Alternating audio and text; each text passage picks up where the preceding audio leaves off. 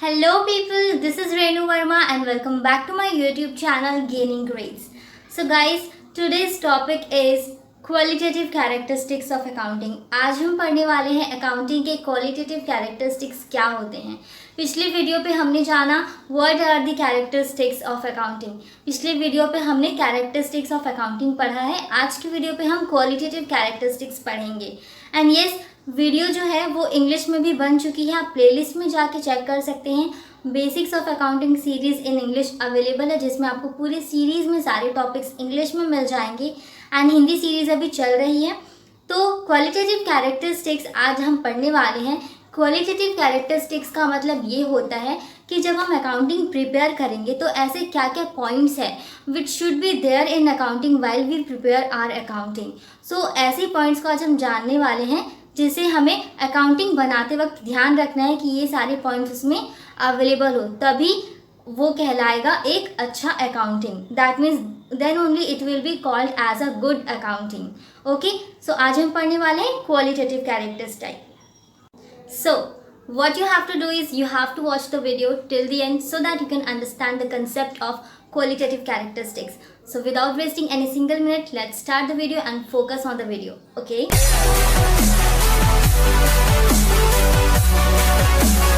So, first point is reliability. Reliability का मतलब होता है अकाउंटिंग इन्फॉर्मेशन जो हम रिकॉर्ड कर रहे हैं, जो भी ट्रांजैक्शंस हम अकाउंटिंग प्रिपेयर करते वक्त रिकॉर्ड करते हैं, मेंशन करते हैं, वो सारे transaction and accounting information reliable होने चाहिए। रिलायबल का मतलब है कि अकाउंटिंग इन्फॉर्मेशन जो है वो ट्रू एंड फेयर होने चाहिए। It should be presented faithfully presented किया जाना चाहिए and it should be verifiable from the other sources और from the other parties. Like कोई भी थर्ड सोर्सेज जो थर्ड पार्टीज है उनके द्वारा ये हमारा अकाउंटिंग इन्फॉर्मेशन जो हम रिकॉर्ड करते हैं वो रिलायबल होने चाहिए। Okay, and there should not be any kind of material error, there should not be any kind of biasness, it should not mislead. So जो भी अकाउंटिंग इन्फॉर्मेशन हम प्रिपेयर कर रहे हैं हमें ये ध्यान रखना है कि there is the quality of reliability. Okay, so the second point is relevance. Relevance का मतलब होता है accounting information should be relevant and useful to the users. मतलब बिजनेस ऑर्गेनाइजेशंस के जो यूजर्स है उनके लिए जो अकाउंटिंग इन्फॉर्मेशन है वो यूजफुल होना चाहिए एंड रेलिवेंट होना चाहिए। तो जब हम अकाउंटिंग प्रिपेयर करेंगे तो हमें इस बात का ध्यान रखना है कि जो भी इन्फॉर्मेशन हम मेंशन कर रहे हैं वो हमारे यूजर्स, जो बिजनेस ऑर्गेनाइजेशन के यूजर्स है, उनके लिए ये रेलिवेंट होगा या नहीं, उनके लिए ये यूजफुल होगा या नहीं। That means accounting information and transaction should be relevant to the users and useful for decision making. Business में जो भी डिसीजंस, इंपॉर्टेंट डिसीजंस लिया जाता है यूजर्स के द्वारा, वो सारे डिसीजंस लेने में वो यूजफुल है या नहीं, वो रेलिवेंट है या नहीं, इस बात का हमें ध्यान रखना है। When the users are able to make decisions, make important decisions for their business organization, then only we can say that the accounting has the characteristics of relevant. Okay, so the next third point is understandability. Understandability का मतलब होता है accounting information should be understandable to the users. ऐसे हमें accounting informations को record करना है, ऐसे प्रेजेंट करना है कि वो easily users को understandable हो। We have to prepare the accounting information in a easy and a simplest way so that the users can understand this informations. So it will be helping them in future for decision making also. Okay, तो हमें accounting prepare करते वक्त क्या ध्यान रखना है कि accounting information हमारा सिंपल वे में एंड ईजीएस्ट वे में, ईजीएस्ट फॉर्मेट में by following the principles of the accounting ऐसे प्रिपेयर हो जाए ताकि वो यूजर्स को अंडरस्टैंडेबल हो जब वो इंफॉर्मेशंस को चेक करें। Okay, so it must be presented in a clear and simple way so that user can understand the informations of business organization. Okay, and the fourth point is comparability. Comparability का मतलब होता है कि accounting information जो हम record कर रहे हैं, जो भी ट्रांजेक्शन्स हम प्रिपेयर कर रहे हैं, वो इन फ्यूचर और कभी भी जब हम चाहें कंपेयर किया जा सके।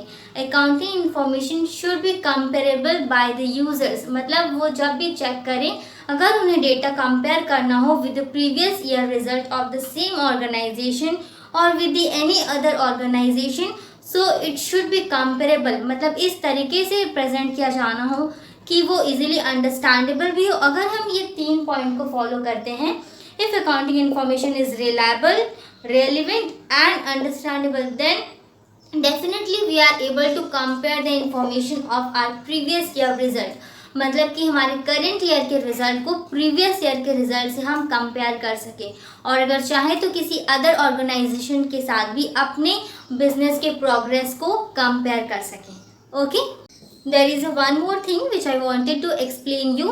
कंपेरेबिलिटी के 2 टाइप्स होते हैं, जैसे कि आप देख रहे हो यहाँ पे मैंने मेंशन किया है। First is a intra form, second is a inter firm.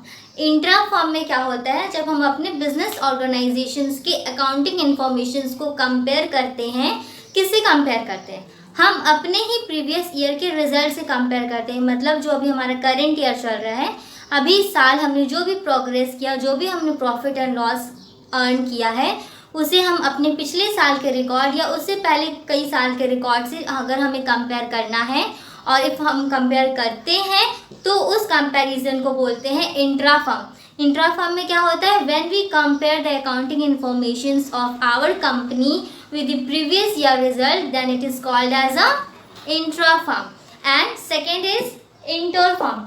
Inter firm में क्या होता है, when we compare our accounting informations of our business organization with the other business organizations but in a same industry group, मतलब same industry group में ही हम अपनी company के किसी और अदर कंपनी के रिजल्ट से कंपेयर करते हैं। Suppose I have a business of clothes, so I am comparing my results with the other business organizations of clothes.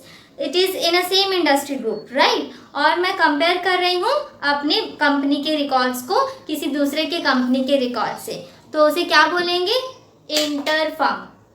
ठीक है, इंटर फॉर्म में क्या होता है, when we compare our accounting information of our business organisation with the other companies or with the other business organizations but in a same industry group, then it is called as a inter firm. So I hope आपको intra firm and inter form समझ में आ गया हो। एक बार revision बता देती हूँ। First हमारा था रिलायबिलिटी। रिलायबिलिटी में क्या है, हमारे अकाउंटिंग इन्फॉर्मेशंस रिलायबल होने चाहिए, ट्रू एंड फेयर होने चाहिए, मतलब जो भी इंफॉर्मेशन हम रिकॉर्ड कर रहे हैं वो ट्रू एंड फेयर रिकॉर्ड किए जाने चाहिए। सेकेंड पॉइंट है हमारा रेलिवेंस। रेलिवेंस में हमने क्या सीखा, accounting information should be relevant and useful to the user. User जो है उनके लिए अकाउंटिंग इन्फॉर्मेशंस रेलिवेंट होने चाहिए, यूजफुल होने चाहिए, ताकि वो बिजनेस में आने वाले जो भी डिसीजंस हैं वो ले सकें। And the third point is understandability. Understandability में हमने क्या पढ़ा, अंडरस्टैंडेबिलिटी में हमने पढ़ा कि accounting information should B understandable by the users. Users को अकाउंटिंग इन्फॉर्मेशन अंडरस्टैंडेबल होनी चाहिए, ईजीली। तो हमें अकाउंटिंग इन्फॉर्मेशन ऐसे प्रिपेयर करना है ईजीएस्ट वे में एंड क्लियरली प्रेजेंटेड होना चाहिए, ताकि वो यूज़र्स को अंडरस्टैंडेबल हो। And the last is comparability. Comparability में हमें इंफॉर्मेशंस ऐसे रिकॉर्ड करने हैं जैसे वो इन फ्यूचर जब हम कंपेयर करना चाहें अपने डेटा को, सो it should be comparable. Comparable में हमने 2 टॉपिक पढ़ा, intra firm and inter form. Intra form में क्या होता है, जब हम अपने कंपनी के रिकॉर्ड्स को अपने ही कंपनी के रिकॉर्ड्स के प्रीवियस ईयर रिजल्ट से कंपेयर करते हैं, then it is called as a intra firm. And inter firm, inter firm में हमने क्या पढ़ा, हम अपनी कंपनी के रिकॉर्ड्स को किसी दूसरे कंपनी के रिकॉर्ड से कंपेयर करते हैं, अपने प्रोग्रेस को दूसरे कंपनी के प्रोग्रेस से कंपेयर करते हैं in the same industry group, then it is called as a inter firm. Guys I hope आपको आज की कंसेप्ट क्वालिटेटिव कैरेक्टरिस्टिक्स समझ में आ गई हो। डाउट होता है तो please let me know in the comment section. And आपको अगर मेरी टीचिंग स्किल एंड कंसेप्ट समझ में आता है, अगर आप मेरी सारे वीडियोस देखते हो, so please tap to the black thumb and make it blue and also subscribe to the channel. And अगर आप नए हो चैनल पे तो please stay tuned with the channel. And I really thank you to all of you who are watching the video till the end. Do share the videos to all your friends and family members, to all the commerce buddies of yours, and we will meet soon on my next video lecture session. Till the time, keep getting grades. Bye bye.